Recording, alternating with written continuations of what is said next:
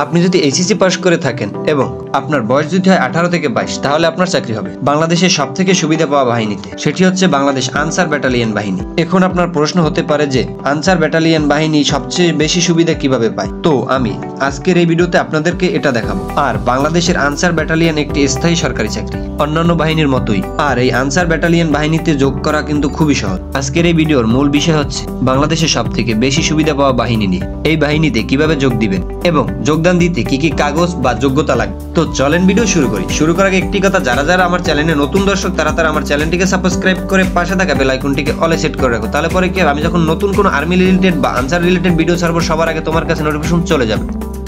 আপনি সচরাচর দেখে থাকেন সাধারণ আনসার বাহিনী, যেই বাহিনীটি দেখা যায় বিভিন্ন সরকারি প্রতিষ্ঠান বা যে কোনো রিসোর্টে নিরাপত্তার ডিউটি অবস্থায় থাকে।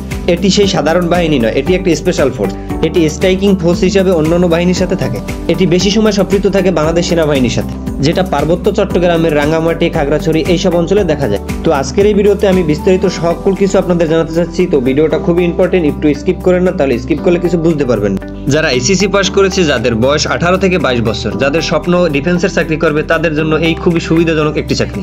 ব্যাটালিয়ন আনসার সম্পর্কে আমি আপনাদের কিছু কথা আগেই বলে এখানে বলিনি। ব্যাটালিয়ন আনসার বাহিনী কিন্তু একটা সরকারি স্থায়ী চাকরি। আপনারা সচরাচর সাধারণ আনসার দেখে থাকছেন, কিন্তু এগুলো খুব সহজে দেখা যায় না, কারণ এই আনসার বাহিনী লেভেলে পুলিশের মতো। আপনারা সচরাচর যেমন পুলিশ বা সেনাবাহিনী দেখে থাকেন, সেভাবেও এদেরকে দেখতে পাওয়া যায় না, কারণ এই বাহিনীর সদস্য সংখ্যা খুবই কম। আর এই বাহিনীটা সবচেয়ে বেশি থাকে পার্বত্য অঞ্চল, কারণ সেনাবাহিনীর সাথে অ্যাটাচমেন্ট হয়ে কাঁধে কাঁধ মিলিয়ে এই আনসার বাহিনীগুলো কাজ করে থাকে।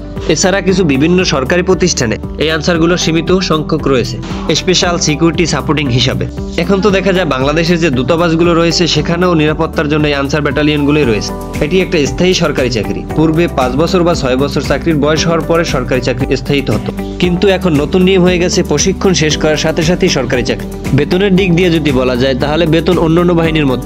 বেতনের সিস্টেমটা কেমন? বেতনের সিস্টেমটি হচ্ছে একটি বেসিক বেতন। সেনাবাহিনীর সৈনিক 9000 টাকা পায়, পুলিশ কনস্টেবল 9000 টাকা পায়, ঠিক তেমনি আনসার ব্যাটালিয়ন প্রথম জয়েনই 9000 টাকা পায়। তো এখানে কিন্তু বেসিক বেতন সবারই একই। তো আমি কেন বলছি যে এই বাহিনীর সুযোগ সুবিধা বেশি, সেটি হচ্ছে রেশন স্কিল। একটি সেনাবাহিনীর সৈনিককে রেশন স্কিলের টাকা দেওয়া হয় অনলি 70 টাকা, সেখানে একটি ব্যাটালিয়ন আনসার বাহিনীকে 105 টাকা দেওয়া। তো এখানে দেখা যায় রেশন স্কিল প্রায় দ্বিগুণ, আর বেতন তো একই, কিন্তু রেশনের দিক দিয়ে আনসার ব্যাটালিয়ন আগানো।